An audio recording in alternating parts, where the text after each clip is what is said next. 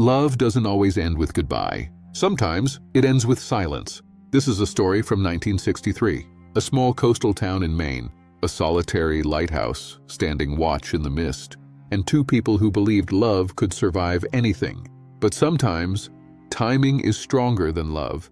In the summer of 1963, Eleanor Whitmore arrived in Seabrook, Maine. She wasn't planning to fall in love. She was 22, a literature student from Boston, spending the summer at her aunt's cottage near the lighthouse.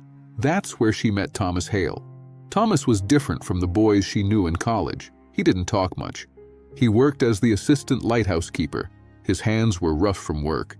His voice was calm like the ocean at dusk. They first spoke on a windy afternoon. Eleanor had dropped her book near the rocks. Thomas picked it up. "You shouldn't sit that close to the edge," he said. "The tide doesn't warn you before it changes." She smiled. "And do you?" That was the beginning. They started meeting every evening. She would bring poetry. He would bring stories about ships, storms, and sailors. She read him Emily Dickinson. He showed her how to read the sky before rain. Love didn't explode between them. It grew, quietly, like a lighthouse beam turning in the dark. By August, the town had begun to notice. The girl with city shoes walking barefoot on the rocks, the quiet lighthouse keeper smiling more than usual. One night, under a sky full of stars, Thomas took her to the top of the lighthouse. "You see that horizon?" he asked. "Every ship out there trusts this light to bring them home." Eleanor looked at him. "And what do you trust?" He hesitated. "You?" It was the first time he held her hand, not dramatically, not passionately, just gently, as if afraid she might disappear. But summer doesn't ask for permission before ending. In September, Eleanor received a letter. Her father had arranged an engagement. A family friend, a lawyer, stable, predictable, safe. Thomas read the letter in silence. "Do you love him?" he asked. "No." "Then stay." It sounded simple, but in 1963 things weren't simple for women. Expectations were louder than hearts. "I have responsibilities," she whispered. Thomas nodded. "And I have this lighthouse."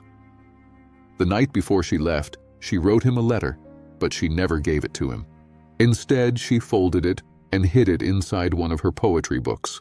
Eleanor married. She moved to New York. She had children. She hosted dinners. She smiled in photographs. Thomas stayed in Seabrook. Years passed. Ships came and went. Storms rose and fell. But every evening, when the lighthouse beam turned, he remembered the girl who read poetry to the sea. He never married. Some say he was waiting. Others say he already had his great love. In 1987, Eleanor returned to Seabrook. She was 46.